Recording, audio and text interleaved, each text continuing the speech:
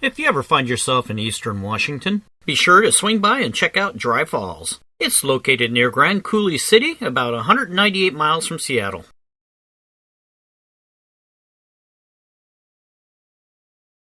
If you're wondering exactly what is a dry fall, it's actually the skeletal remains of what was once the world's largest waterfall. The parking lot has many informative plaques to give you the entire history of this area. Having crushed cars at the bottom of the canyon would be pretty ugly, they surrounded the parking lot with this immense chain. And if you don't have a fear of heights, they built this thing for you. Let's go take a look.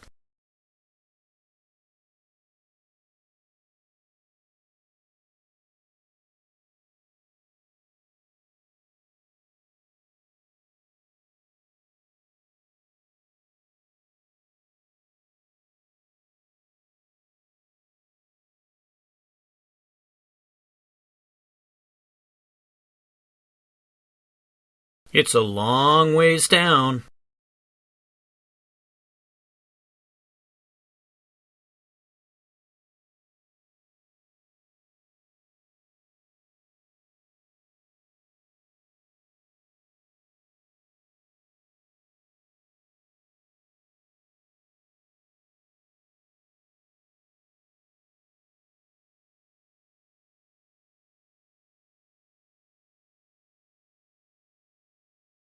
If you watched the video this far, you must be interested, so let's go take a look at these plaques and learn some stuff.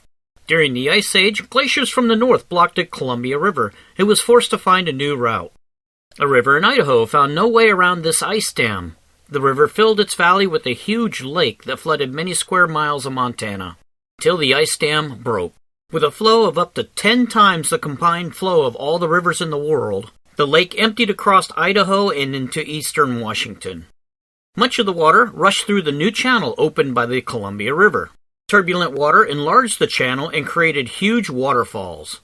Eastern Washington was scoured by many such floods, each lasting several weeks. When the last flood subsided, large areas of eastern Washington were left scarred with dry channels called coulees. This one, the Grand Coolie, is the largest. Cutting across the coulee is Dry Falls. 3.5 mile wide and over 400-foot tall group of scalloped cliffs was one time the largest waterfall in the world.